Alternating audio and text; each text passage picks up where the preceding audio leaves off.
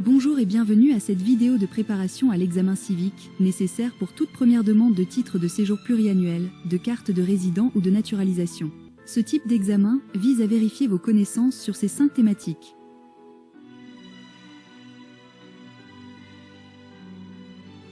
Les vidéos consacrées au QCM par thématique sont disponibles dans la description de cette vidéo. Nous vous recommandons de les consulter pour une bonne préparation de votre examen. Vous y trouverez également des exemples de QCM type de 40 questions chacun, avec des propositions de réponses et une explication brève. N'oubliez pas de vous abonner et de poser vos questions dans les commentaires. Passons maintenant à notre QCM de la semaine.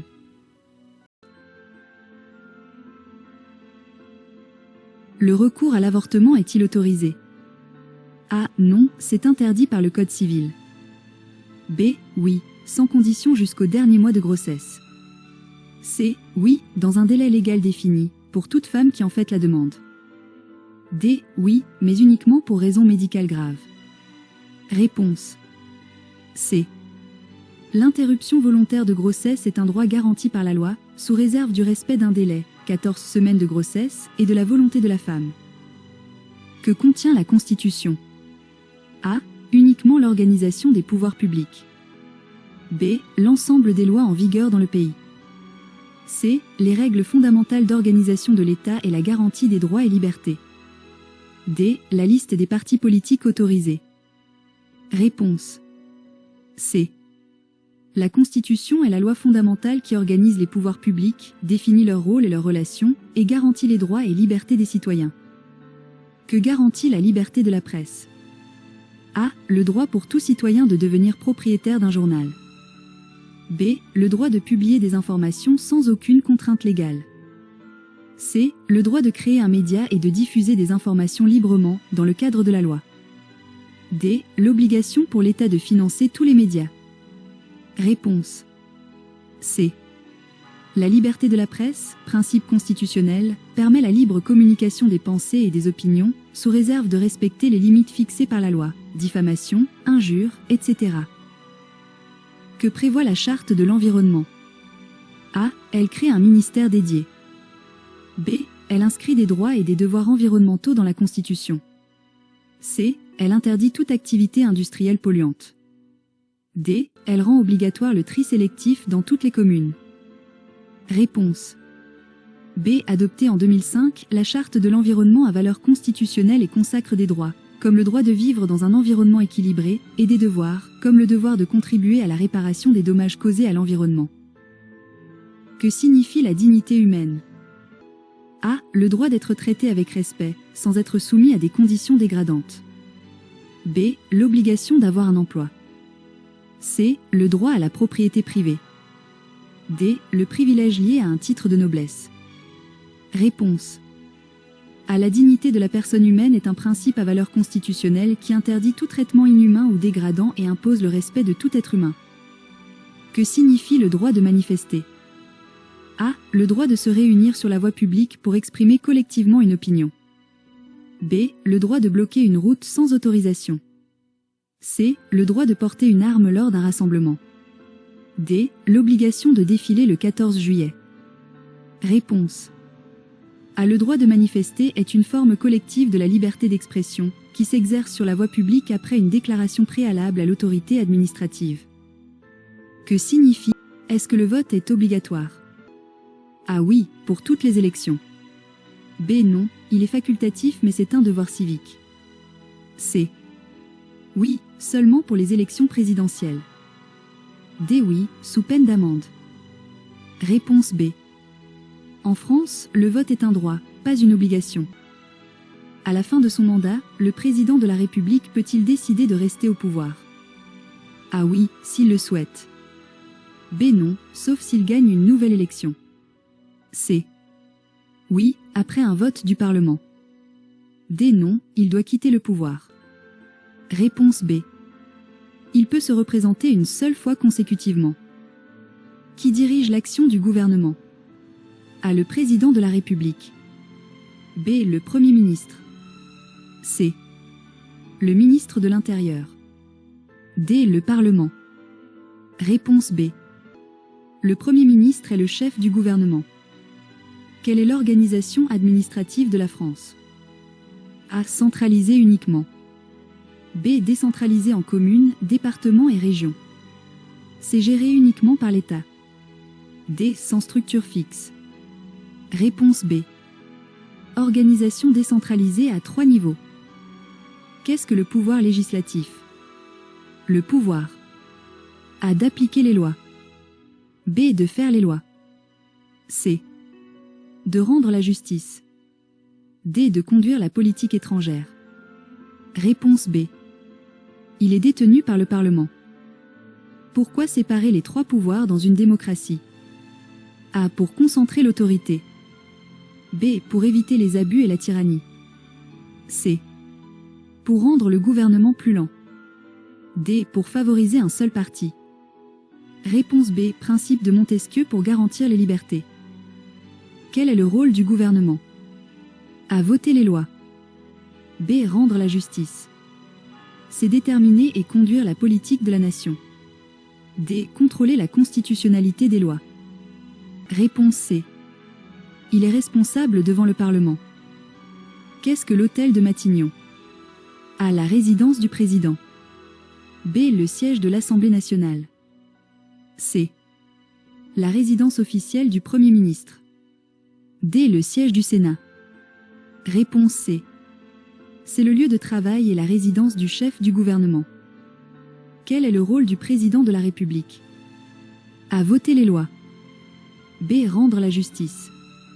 C. Garantir le respect de la Constitution et l'indépendance nationale. D. Diriger l'action du gouvernement au quotidien. Réponse C. Il est le garant des institutions. Quel est le rôle du Premier ministre? A. Représenter la France à l'étranger. B. Diriger l'action du gouvernement. C. Présider le Sénat. D. Nommer les ministres seuls. Réponse B. Il est le chef du gouvernement. Qui est le chef du gouvernement? A. Le président de la République. B. Le Premier ministre. C. Le ministre de la Justice. D. Le président du Sénat. Réponse B. Il dirige l'action gouvernementale. Combien y a-t-il de régions en France? A. 10. B. 12. C. 13. D. 18. Réponse C. 13 régions en France métropolitaine et d'outre-mer. Quel est le rôle du défenseur des droits? A. Défendre les intérêts du gouvernement. B. Défendre les droits des citoyens face à l'administration. C. Représenter l'État en justice. D. Contrôler les comptes de l'État. Réponse B. Institution indépendante qui protège les droits. Quelle est la première étape de la construction européenne en 1951? A. Traité de Rome. B. Traité de Maastricht. C. CK. D. Acte unique européen. Réponse C. La Communauté européenne du charbon et de l'acier créa un marché commun pour ces secteurs. Durant le mandat de quel président la peine de mort a-t-elle été abolie? A. Valéry Giscard d'Estaing. B. Georges Pompidou. C. Charles de Gaulle. D. François Mitterrand. Réponse D. Abolie en 1981 par la loi Badinter. Quel régime politique a été mis en place pendant la Révolution française en 1792? A. Monarchie constitutionnelle. B. Empire. C. République. D. Directoire. Réponse C. La Première République est proclamée le 22 septembre 1792. Qui était une figure de la résistance française pendant la Seconde Guerre mondiale? A. Philippe Pétain. B. Pierre Laval. C. Jean Moulin. D. Maurice Papon. Réponse C. Préfet et coordonnateur des mouvements de résistance, arrêté et torturé en 1943. En 1944, qu'est-ce qui a changé pour les femmes? A. Droit de grève. B. Droit de vote. C. Droit à l'avortement. D. Droit au travail. Réponse B. L'ordonnance du 21 avril 1944 leur accorde le droit de vote. Quelle organisation internationale a été créée en 1945 après la Seconde Guerre mondiale? A. Société des Nations. B. OTAN. C. Organisation des Nations Unies. D. Union européenne. Réponse C. L'ONU fut fondée en juin 1945. Quelle peine a été supprimée en 1981? A. Prison à vie. B. Travaux forcés. C. Peine de mort. D. Confiscation des biens. Réponse. Ces lois promulguées le 9 octobre 1981. Comment s'appelle le diplôme passé par les élèves à la fin du collège? A. Le baccalauréat. B. Le brevet des collèges.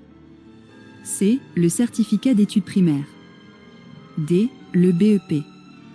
Réponse B. Le diplôme national du brevet, DNB, valide la formation acquise à la fin du collège.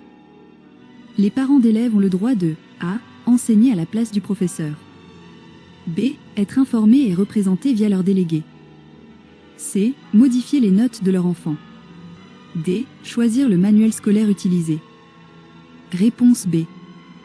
Ils ont le droit d'être informés de la scolarité et peuvent participer à la vie de l'école via les élections de représentants. Qui peut manger à la cantine scolaire? A. Tous les élèves dont la famille en fait la demande. B. Seulement les élèves dont les deux parents travaillent. C. Seulement les élèves boursiers. D. Seulement les élèves de l'école élémentaire. Réponse A. La restauration scolaire est un service public facultatif ouvert à tous les élèves, sans discrimination. À quel âge commence l'instruction obligatoire des enfants? A. 2 ans. B. 3 ans. C. 6 ans. D. 16 ans. Réponse B. Depuis 2019, l'instruction est obligatoire pour tous les enfants de 3 à 16 ans. Quel est l'âge de la majorité? A. 16 ans. B. 18 ans. C. 21 ans. D. 25 ans. Réponse B. En France, on devient majeur et capable de tous les actes de la vie civile à 18 ans. De quand date la constitution de la Ve République?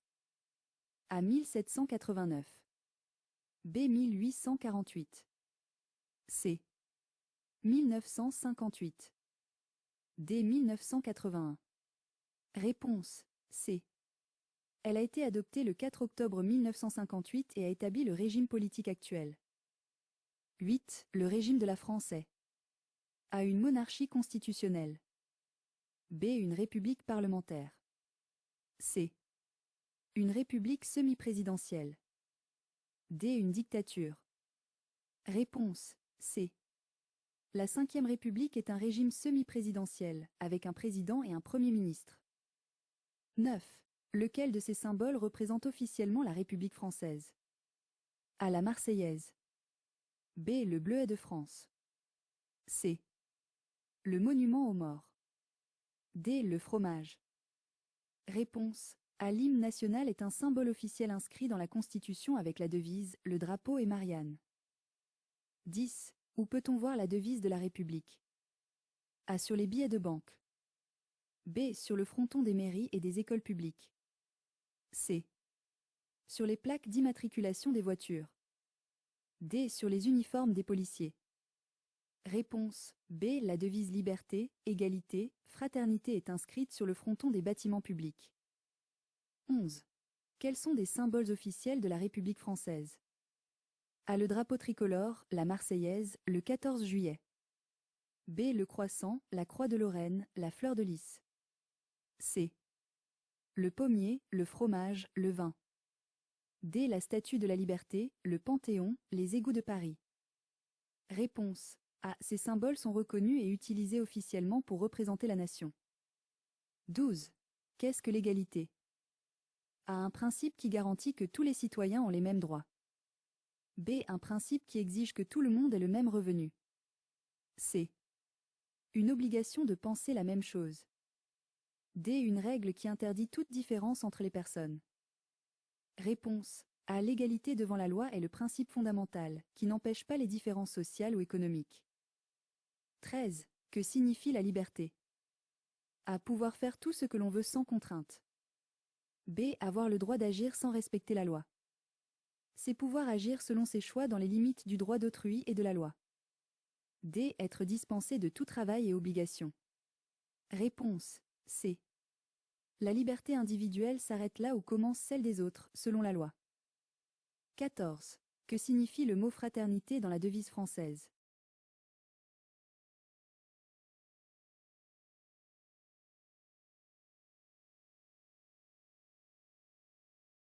Si vous n'arrivez pas à faire moins de 5 fautes, regardez à nouveau la vidéo. N'oubliez pas de consulter les vidéos sur les autres thématiques, qui se trouvent dans la description, de vous abonner et de poser vos questions en commentaire. Bon courage et à la prochaine!